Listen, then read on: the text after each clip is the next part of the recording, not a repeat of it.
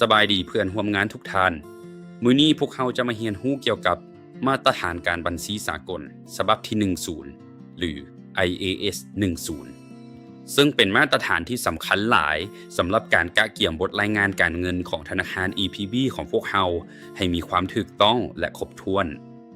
จุดประสงค์ต้นต่อแม่นเพื่อกำหนดว่าเวลาใดที่พวกเราควรปรับปรุงตัวเลขและเวลาใดที่ควรเพียงแต่เปิดเผยข้อมูลมาตรฐานนี้กวมเอาเหตุการณ์ที่เกิดขึ้นระหว่างวันที่ปิดบัญชีและวันที่บทรายงานได้รับอนุญาตให้ออกเผยแพร่พวกเขาลองมาเบิงระยะเวลาแห่งการพิจารณาหรือ The Window ที่สำคัญนี้ไปพร้อมๆกันสมมุติว่าวันที่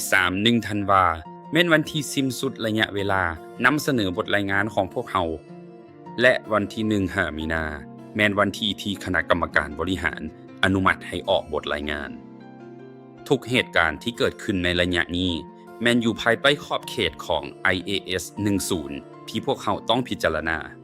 ซึ่งเหตุการณ์เหล่านี้จะถูกแบ่งออกเป็น2ประเภทหลักคือเหตุการณ์ที่ต้องปรับปรุงและเหตุการณ์ที่บ่ต้องปรับปรุงก่อนอื่นเฮามาเบิ่งเหตุการณ์ที่ต้องปรับปรุงหรือ adjusting events กันก่อนนี่แม่นเหตุการณ์ที่ให้หลักฐานเพิ่มเติมเกี่ยวกับสภาพการที่มีอยู่แล้วในวันที่ปิดบัญชีตัวอย่างที่1การตัดสินคดีความในศาลที่เกิดขึ้นภายหลังวันที่ปิดบัญชีถ้าคำตัดสินยืนยันว่าธนาคารมีพันธะในวันที่31 ธันวาพวกเขาต้องปรับปรุงตัวเลขในบทรายงานตัวอย่างที่2การล้มละลายของลูกค้าที่เป็นลูกหนี้ของธนาคารถ้าลูกค้าล้มละลายหลังปีใหม่มันแสดงว่าหนี้สินนั้นมีปัญหาตั้งแต่ท้ายปีแล้วเฮาจึงต้องปรับลดมูลค่าทรัพย์สินลงตัวอย่างที่3การกวดพบการซ่อโกงหรือความผิดพลาดทางบัญชีถ้าพวกเราพบความผิดพลาดที่สำคัญมันแสดงว่าตัวเลขท้ายปีบ่ถูกต้อง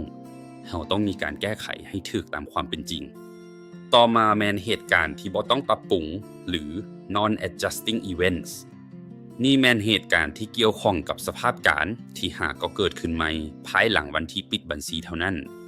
พวกเขาบ่ต้องเปลี่ยนตัวเลขในบทรายงานแต่ต้องเปิดเผยข้อมูลในหมายเหตุถ้ามันมีความสำคัญตัวอย่างที่4เหตุการณ์ภัยธรรมชาติเช่นไฟไหม้โรงงานหรือสั่งสินค้าถ้าไฟไหม้เกิดขึ้นหลังวันที่1 ธันวาถึงจะเสียหายหลายแต่มันเป็นเหตุการณ์ใหม่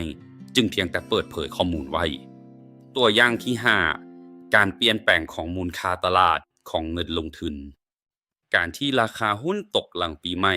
มันสะท้อนถึงสภาพตลาดในตอนนั้นบ่แม่นสภาพในวันที่31 ธันวาอีก1จุดที่สำคัญหลายสำหรับธนาคารคือการประกาศจ่ายเงินปันผลถ้าประกาศจ่ายเงินปันผลหลังวันที่ปิดบัญชีเฮาจะบ่ถือเป็นหนี้สินในท้ายปีแต่ให้เปิดเผยไว้ในหมายเหตุแต่มีข้อยกเว้นที่สำคัญที่สุดอย่างหนึ่งคือหลักการดำเนินงานอย่างต่อเนื่องหรือ going concern ถ้าหลังวันที่ปิดบัญชีมีเหตุการณ์ที่เฮ็ดให้ผู้บริหารตัดสินใจว่าจะหยุดกิจการหรือล่มละลายถึงแม้ว่าเหตุการณ์นั้นจะเกิดขึ้นใหม่แต่พวกเขาต้องเปลี่ยนพื้นฐานการบัญชีทั้งหมดทันทีเพราะผลกระทบนี้มันหุนแฮงหลายจนเฮ็ดให้ตัวเลขเดิมบ่มีความหมายอีกต่อไปสำหรับพนักงาน APB ของพวกเราข้อแนะนำทำอิทแมนต้องกวดเบิ่งวันที่ได้รับอนุมัติให้ออกบทรายงานให้ดี 2. ถามตัวเองว่า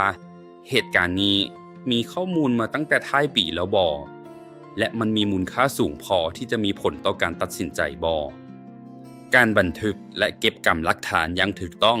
จะช่วยให้เวียกงานกวดสอบของพวกเราสะดวกขึ้นสรุปคือเหตุการณ์ที่ต้องปรับปรุงคือมีสภาพการอยู่แล้วเหตุการณ์ที่บ่ต้องปรับปรุงคือสภาพการเกิดขึ้นใหม่ทุกอย่างต้องเกิดขึ้นภายในระยะเวลาระหว่างวันที่ปิดบัญชีจนถึงวันที่อนุมัติออกบทรายงานความถูกต้องในการจัดประเภทเหตุการณ์เหล่านี้จะสร้างความเชื่อมั่นให้แก่ผู้สมใช้บทรายงานการเงินของพวกเขา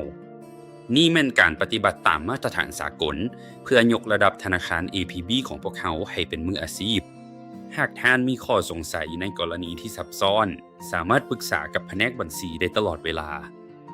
หวังว่าวิดีโอนี้จะเป็นประโยชน์ในการเฮ็ดเวียกของทุกท่าน ขอขอบใจ